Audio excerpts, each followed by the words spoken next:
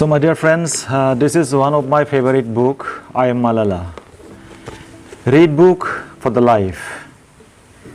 You can read book anytime, any space, any place, any age. Robert Louis Stevenson said, I kept two books in my pocket, one to read and one to write in.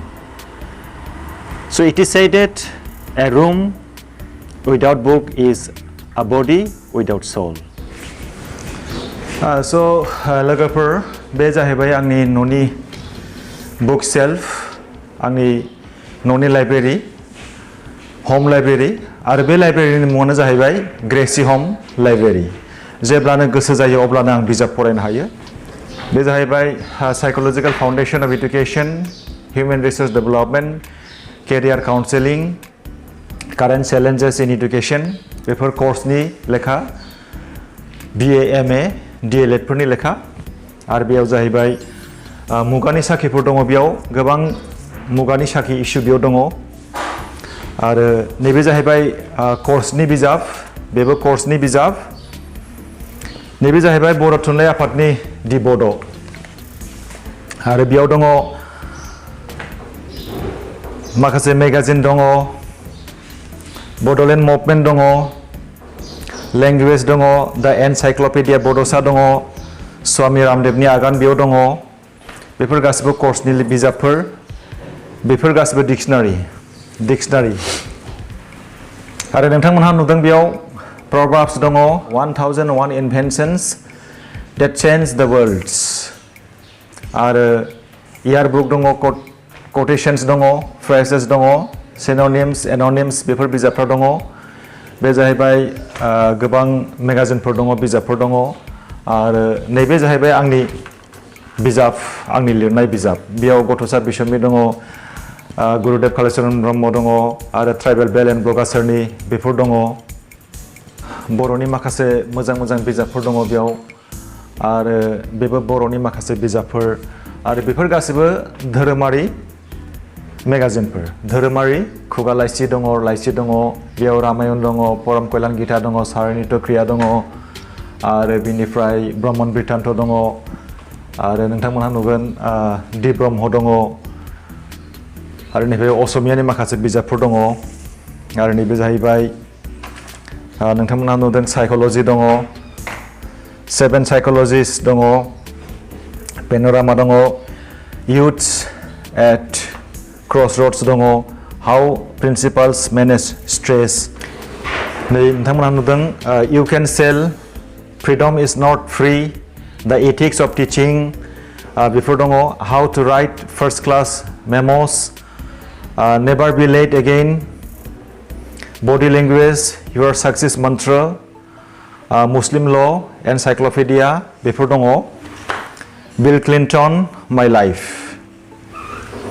Great women of the world, Einstein दङ, the theory of everything दङ, world's great educational thinkers दङ, Nelson Mandela दङ आरो बिनिफ्राय नैबेहाय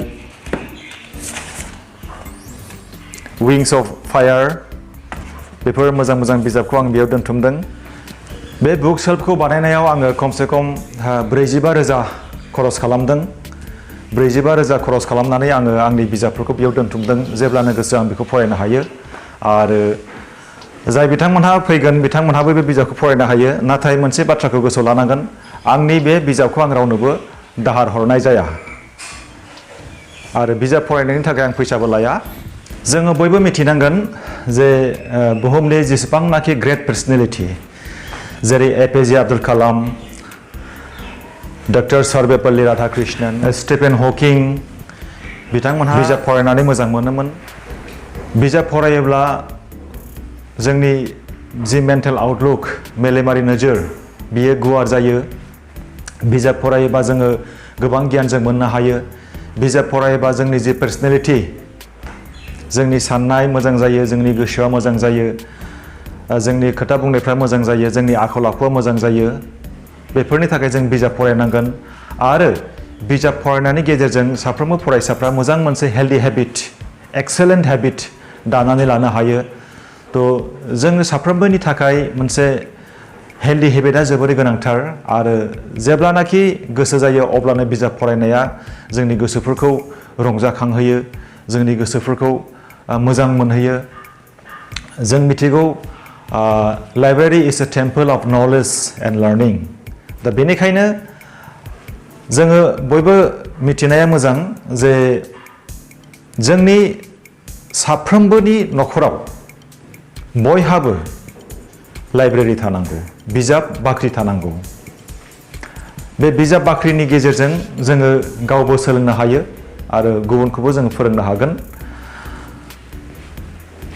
जोंहा जिउआव सोलोंनायनि जोबथा गैया सोलोंनायनि आंखाल गैया जोङो थैजासिम जोङो सोलोंनो हायो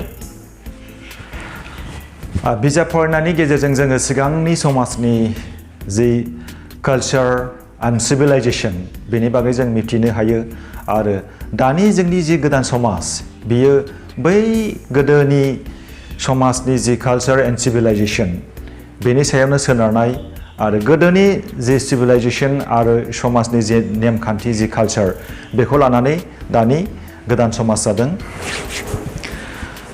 बिजाब फरायनायनि गेजेरजों जोङो जोंनि जि लेजार टाइम जोंनि बे ओरैनो थानाय सम बा अलसिया सम बेफोरखौ जोङो इफेक्टिभलि जों मेनेज खालामनो हायो रावबो फरायसाफ्रानो ओरैनो थानाङा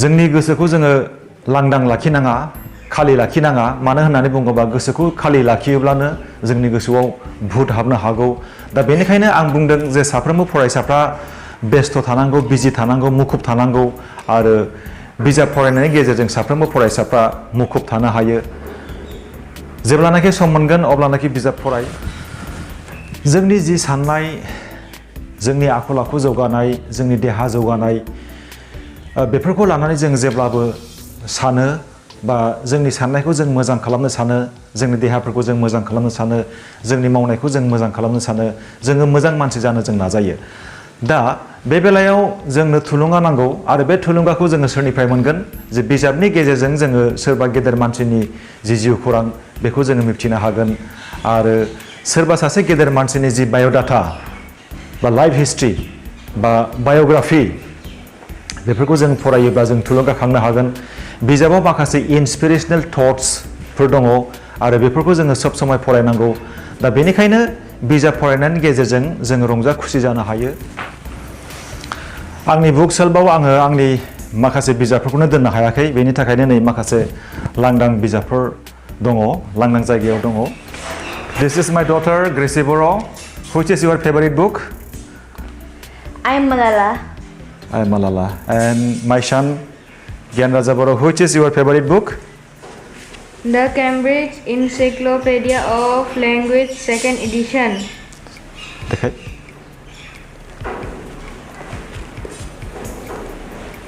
Okay, thank you. आंनि बिजाबखौ नोंथांमोनहा नुदों आरोबाव गोजौनि बुक सेल्फआव आङो दोनदों लांदाङै दोनदों बुक सेल्फनि थैनि थाखाय आङो बेयाव दोनदों सम आरो खाबु जायोब्ला आङो बुक सेल्फ बानायबावगोन